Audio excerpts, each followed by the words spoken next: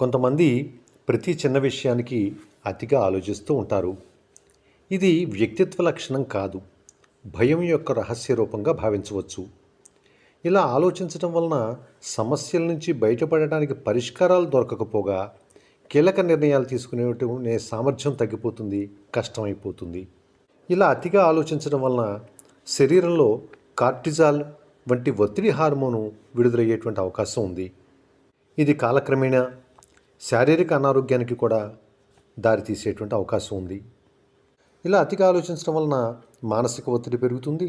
అశాంతి, ఆందోళన, అసంతృప్తి, మానసిక అలసట, విసుగు, భయం, కంగారు, కోపం, నిరాశ, నిస్పృహ ఆవహించేటువంటి అవకాశం ఉంది.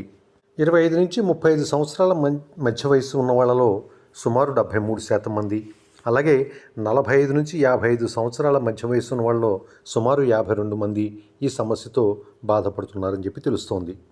ఈ సమస్య నుంచి బయటపడటానికి ప్రతికూల ఆలోచనలను దరిచేరనివ్వకూడదు.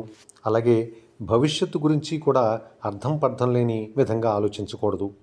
ధ్యానం, యోగా ప్రాక్టీస్ చేయటం మంచిది. అలాగే బంధుమిత్రులతో సరదాగా గడుపుతూ ఉండాలి. తగినంత విశ్రాంతి తీసుకోవాలి. సరిపడా నిద్రకు ప్రాధాన్యత ఇవ్వాలి. అలాగే పొగడ్తలకు పొంగిపోకూడదు, విమర్శలకి కృంగిపోకూడదు.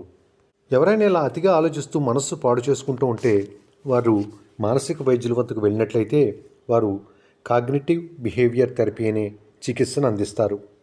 వారు కౌన్సిలింగ్ ద్వారా అనవసరమైన, నిరుపయోగమైన ఈ నెగిటివ్ థింకింగ్స్ నుంచి బయటపడటానికి సహాయపడే విధంగా చేస్తారు.